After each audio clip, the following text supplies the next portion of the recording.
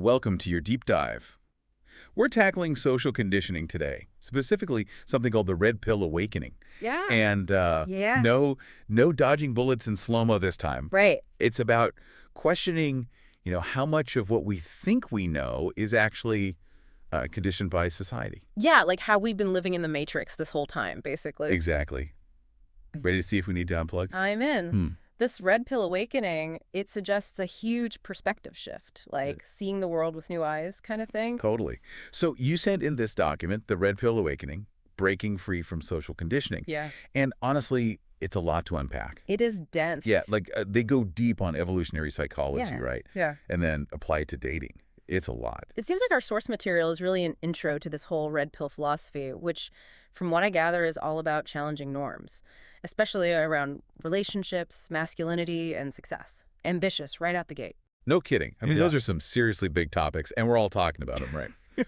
But I get the sense this red pill thing, it's not your typical self-help advice. It's not. It's more about, well, rejecting a lot of that common wisdom, actually. So instead of telling you what to do, they tell you what not to do. Kinda, yeah.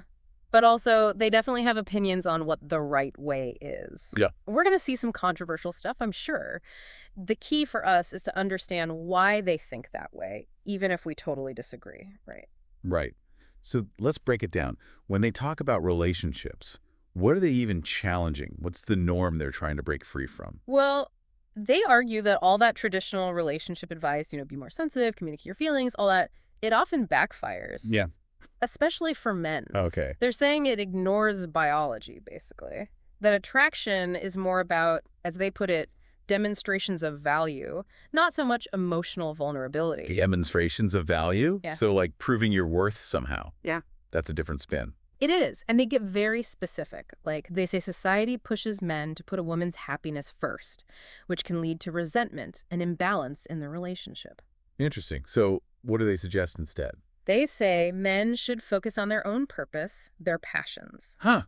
So almost the opposite of a lot of relationship advice. That's counterintuitive. Right, but that's why we're looking at this. Even if it sounds off-putting at first, makes you think maybe there's something to learn by questioning what we assume about relationships. Makes sense. Okay, so that's relationships, kinda.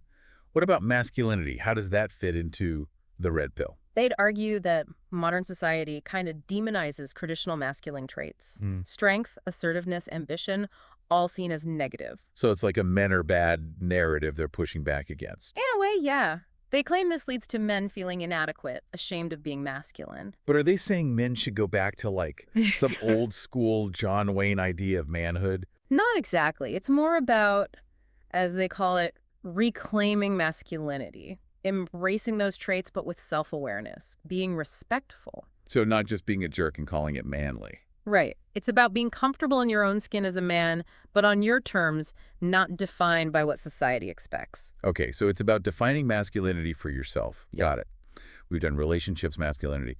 What about success? Where does that land on the red pill spectrum? They're suspicious of conventional success, too. The whole corporate ladder, money-focused thing. Like, so we should all become monks or something? No, but they argue that those things are often traps, leading to empty work, constant competition. Like burnout central. Exactly. They're more about forging your own path, which might mean entrepreneurship, being creative, or just, prioritizing your own fulfillment over what looks good to others. Define success on your own terms. I like it. So we've gone through a lot. What's your big takeaway from this whole red pill deep dive? Honestly, what gets me is how much it highlights how powerful assumptions are. Even if we disagree with the specifics, it makes you realize our views on everything, relationships, masculinity, success, it's all shaped by outside forces.